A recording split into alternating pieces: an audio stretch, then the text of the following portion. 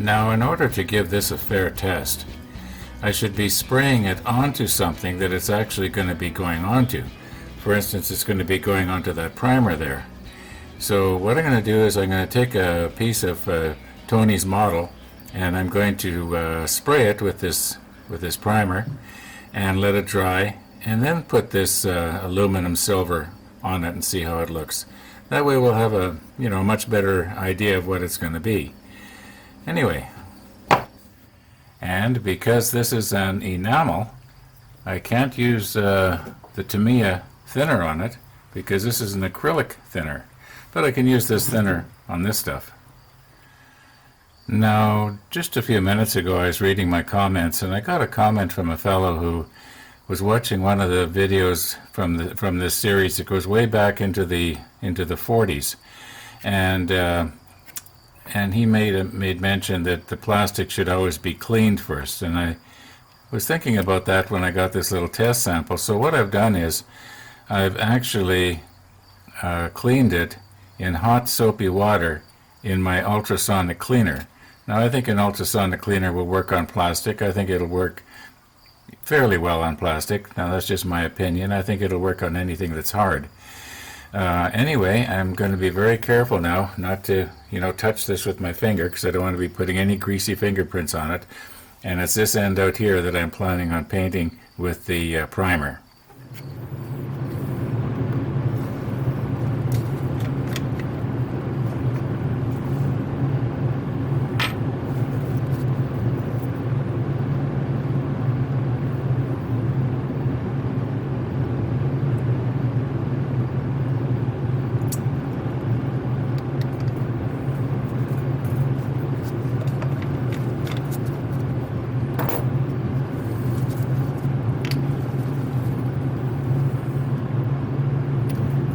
I've already shaken that.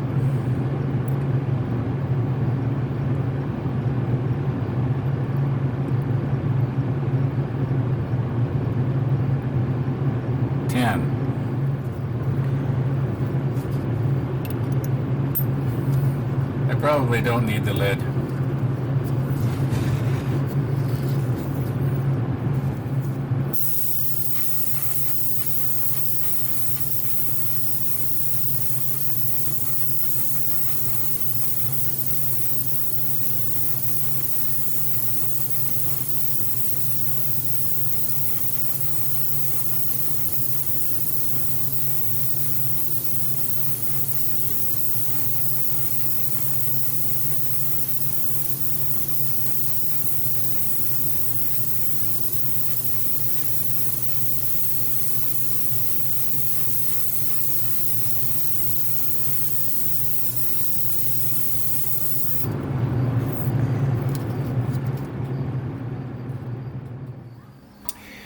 I think that I'm enjoying using my airbrush now a lot more, that I'm not afraid of it anymore. I kind of know what to expect, as I mentioned before, and the mystery of it is gone. And you still have to respect it in that there are a lot of very, very fragile components going on here. Like this piece that I just put in. The nozzle, at the end of the nozzle where the paint comes out, it would be extremely easy to damage, or it would be easy to damage it when I'm putting the nozzle cap on like this. Yeah. Oh, by the way, I'm back to just doing everything finger tight, and it's working really well.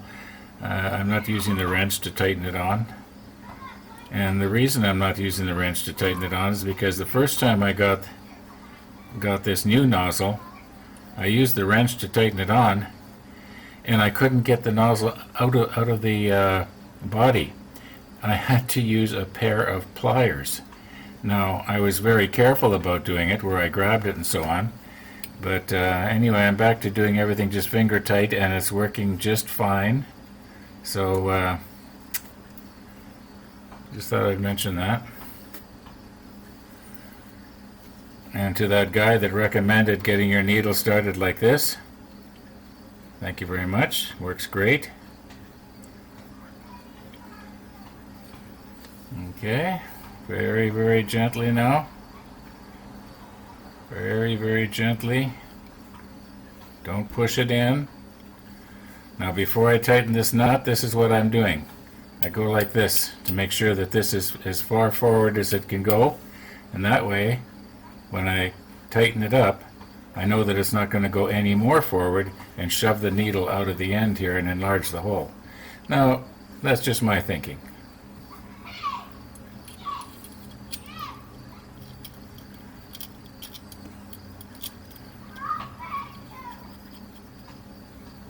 I don't tighten anything up real tight. And like I say, I'm just doing this front part finger tight, and that's it.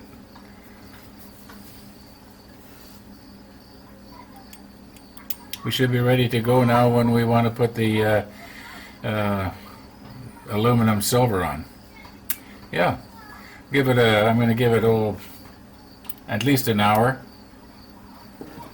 Let's see what it looks like now. Oh yeah, it's lost its glossiness already. We'll look at it up close in about an hour. Now you'll notice on the back of this thing, about the third line from the bottom, it says to let it dry for, what does it say there, 5 to 8 minutes. Well, I've let it dry now for over an hour. It's dry.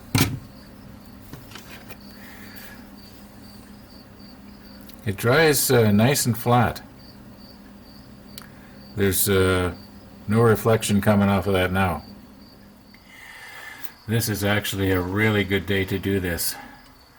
And the reason being is because there's a breeze coming in the back of my house and blowing through and out the front windows. Okay. I'm going to do a ratio of 3 drops of thinner, maybe 4, and I'm going to put 1 in the cup. Okay. And yeah, so in other words, the smell of this solvent is going out the front windows and not through my house. Now I've already shaken this up in the shaker really good, but I imagine it's the type of paint that might have little particles in it to give the aluminum texture. I don't know. Now I'll give it 10 drops of this stuff. This hasn't been opened for over 40 years.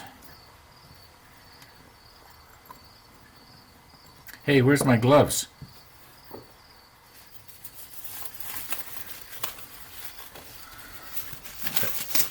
And I may as well turn on the fan now too, I guess.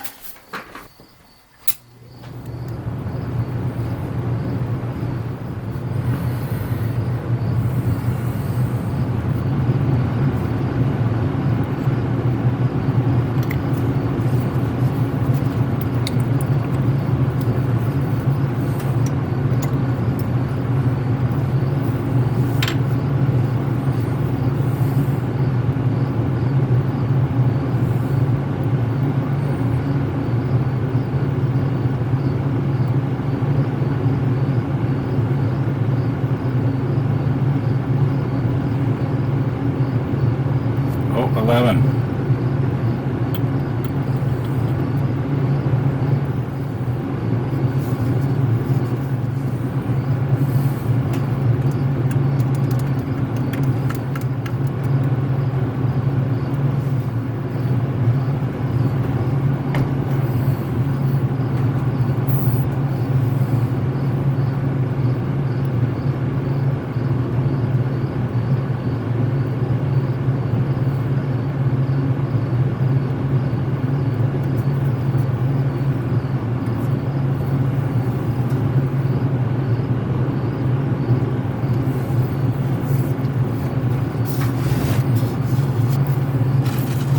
Well, here we go.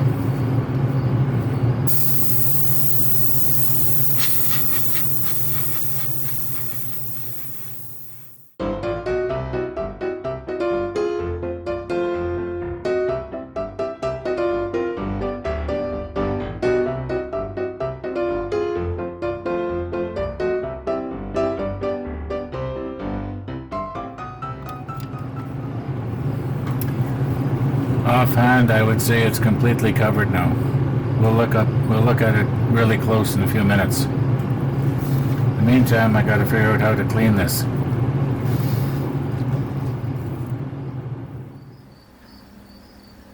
Well, we are all cleaned up and ready for the next go. And this is the first time I'm touching it. Probably half an hour more has passed now. It's, I wouldn't call it tacky. I don't know if I like it or not, to tell you the truth. I'm going to look at it up close under the microscope. I can see where this kind of paint would look really good on something large, but on something small, it almost looks grainy.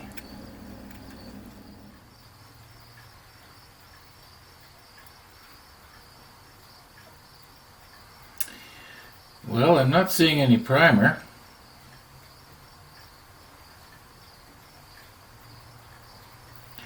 Unless I get it way out to where it's feathered out.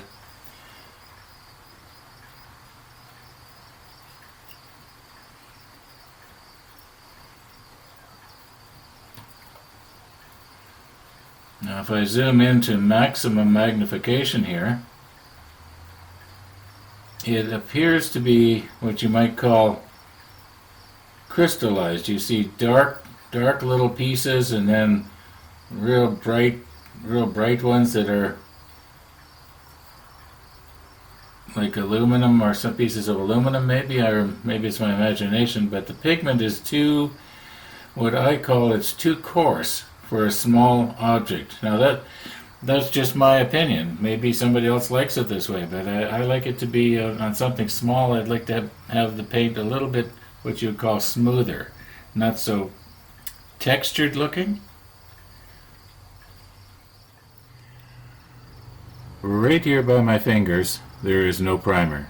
I'm going to start moving over to where you'll see the primer starting. Okay. There's the primer, and now we're starting with the aluminum gray. Now we're pretty much at the center of the aluminum. It might look to you as though you're seeing primer through there, but you're not.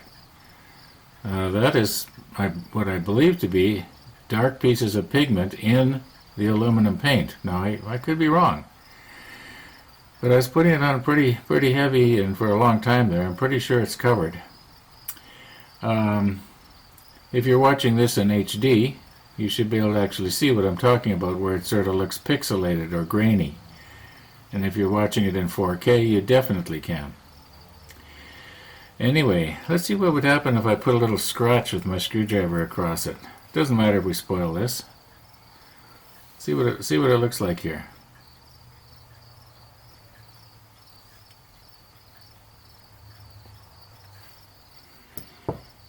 Okay, I can sort of see the two layers there, the aluminum paint on the top and the primer on the bottom, and then it's scraped right through to the plastic. Anyway, enough of this. Now, I think I alluded to this before, but in order to complete step 36 here, we have to glue the top on the stack here. But I was thinking that, being as the hobby store isn't open until tomorrow, so that I can buy the silver paint to paint this thing.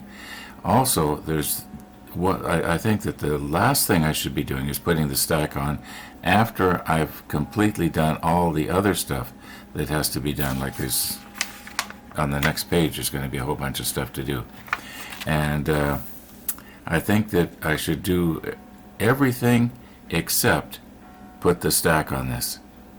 Yeah. So let's turn the page, start step 37, and do as much as we can, which will probably be all of it. And then tomorrow I'll go and get some silver paint, and we'll paint that, and it'll be ready for, well, the last thing we do. Now that was sure a lot of words to say. Let's turn the page and put the top on the stack later. Okay, step 37. Just a little piece here. And it has to do with those cranes and that gear and everything that I was talking about earlier. Yeah. Because step 37 and step 38 are pretty much the same. They're more or less mirror images of each other. I think we'll probably do them both together. We'll just have to try and make sure we keep the parts separated. Now, mind you, some of the parts are the same number, but they do have to be, positioned the opposite way around, if you know what I mean.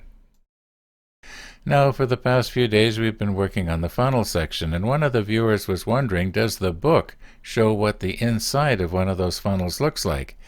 Well, short answer is not really, but kind of.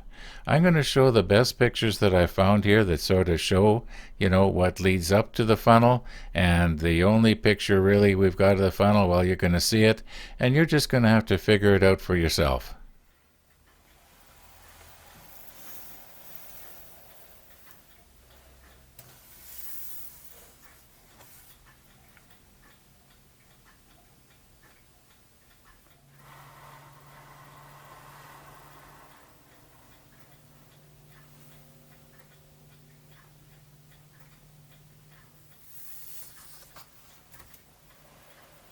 Well, my friend, as far as I know, that's it for what's in the book, unless I missed something. Yeah, and as far as how do those 12 flues all join together to go up the funnel as just 4, I don't know. Your guess is going to be as good as mine. Well, we may as well start at the top here, K44. And we need 2 of them. There it is. Pretty obvious. Now, if you happen to be like me and you have to wear your glasses when you're looking at something small up close, this would be a real bad time to not have your glasses on, because you'll notice here where the little peg comes down out of the bottom here, and also out of the top there's a little peg. You wouldn't accidentally want to nip that off, so you're going to want to nip well below that and well above this one. Right here is not quite so important. You're going to be trimming that off anyway. Okay, now I'll do the other one the same way. Now this is going to be a little bit interesting to trim. How am I going to be able to do that and keep the shape of the gear there? Maybe that'll be hidden somehow.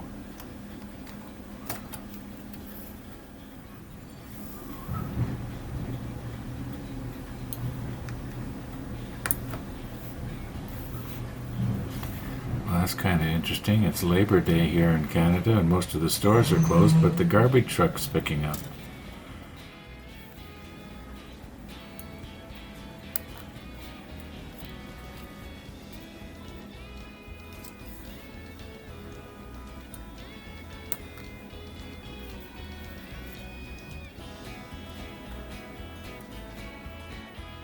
Okay, here's where we have to be a little bit more careful with a couple of the pieces. In step 37, the photo etch piece is an A47, whereas in step 38 here, it's A43. Yeah, the picture looks the same, but there must be some difference. Otherwise, they'd be the same number. I guess we'll soon know. And I guess we'll soon know tomorrow, because once again time has marched on. I was busy this morning and I lost a little bit of time. I wouldn't call it lost, but I spent a little time doing something else other than making my model. So, all being well, we'll be going to the model store. Maybe I'll take you along tomorrow. Yeah, that might be kind of fun.